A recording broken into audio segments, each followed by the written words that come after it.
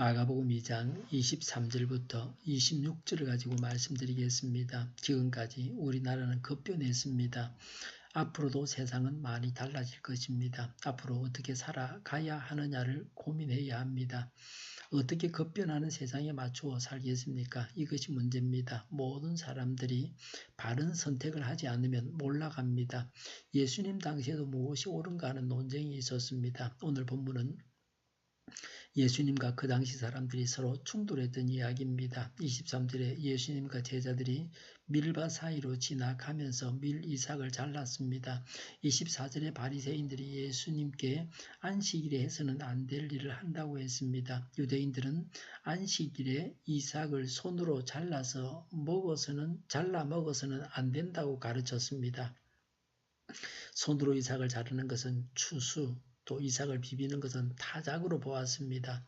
이런 행동들을 노동으로 봤습니다. 이런 가르침은 유대인들의 가르침입니다. 사람의 교훈입니다. 하나님의 말씀이 아닙니다. 이런 사람의 교훈으로 사람들의 짐이 무거워졌습니다. 유대인들의 가르침에 의하면 예수님의 제자들은 안식일에 추수를 해서 안식을 범하였고 예수님은 이런 사실을 보고도 제자들을 바르게 지도하지 않았다고 지적했습니다.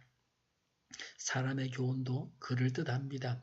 하나님의 말씀, 성경 말씀에 대해서 25절에 예수님께서 대답하셨습니다. 26절부터 28절에 제사장만 먹는 제단빵 그랬습니다. 옛날 번역에는 진설병입니다. 다윗과 그 일행이 진설병을 먹었습니다. 제사장만 먹는 빵을 먹었습니다. 출애굽기 25장 30절과 레위기 24장 5절부터 9절의 진설병은 성전 성소 언약궤 앞에 순금으로 만든 상을 두고 그 순금상 위에 차려놓은 12개의 떡입니다. 항상 두 줄로 놓아두는 떡입니다. 12는 이스라엘 12지파를 상징합니다. 그리스도와 교회를 상징하기도 합니다.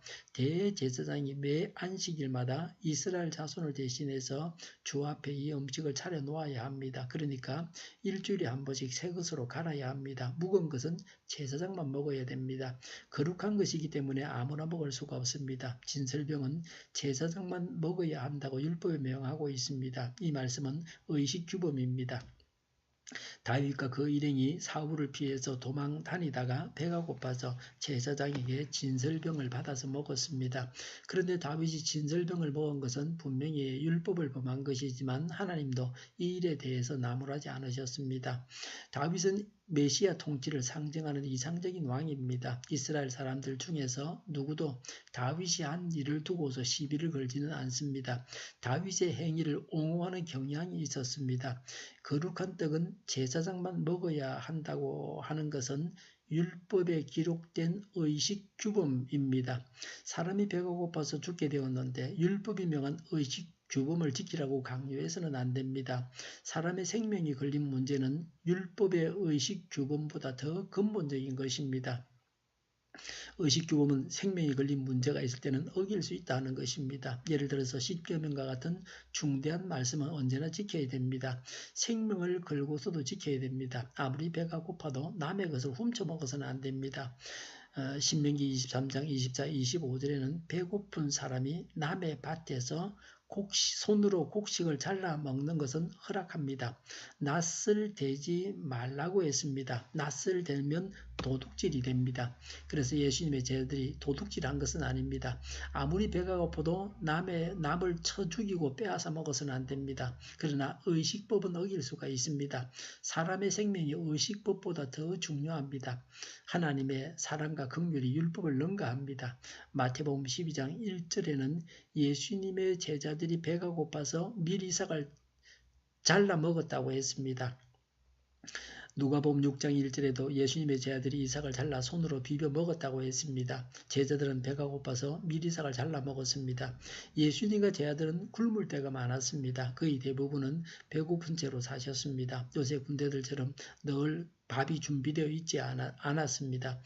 있으면 먹고 없으면 굶었습니다. 안식일에 제자들이 배가 고파서 이삭을 비벼서 먹는 것은 하나님 말씀을 어긴 것이 아닙니다. 제자들은 유대인의 가르침을 어겼을 뿐입니다. 사람의 교훈을 어긴 것은 아무런 문제가 되지 않습니다.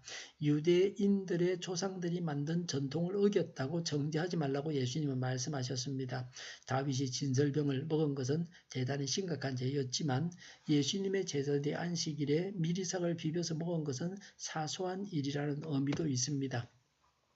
하나님 말씀을 우선적으로 알고 지켜야 합니다. 하나님의 말씀은 사람의 교훈보다 중요합니다. 사람의 교훈을 가지고서 사람을 억압하고 배고픈 자를 배고프게 만들고 먹지 못하게 하고 그렇게 해서는 안 됩니다. 그것이 사실은 죄라고 할 수 있습니다.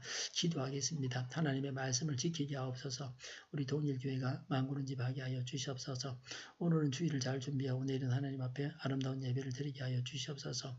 예수 이름을 명하더니 모든 맹만은 물러가고 몸의 모든 부분들은 온전하게 될지어다. 신유의 기술을 베푸셔서 지금도 저희의 질병을 고쳐주시옵소서. 저희와 교회와 나라의 민족을 불쌍히 여겨주시옵소서. 독재정권이 무너지고 적과 통일이 되지 않고 평화 통일을 이루게 하여 주시옵소서. 전쟁 위험이 사라지게 하시며 북한의 핵 문제를 해결하여 주시옵소서.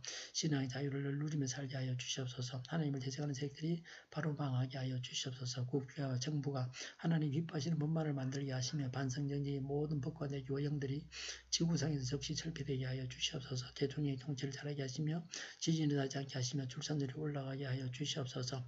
자녀를 낳고 살만한 나라가 되게 하여 주시옵소서. 에너지 정책, 재활용금 분석을 제대로 세워서 집행하게 하여 주시옵소서. 늘 맑은 공기를 마실 수 있게 하여 주시옵소서. 오늘도 성령님을 따라서 차고 넘치는 삶, 복된 삶을 살게 하여 주시옵소서. 감사와 찬양을 주님께 돌려드리며 예수님의 이름으로 기도하옵나이다. 아멘.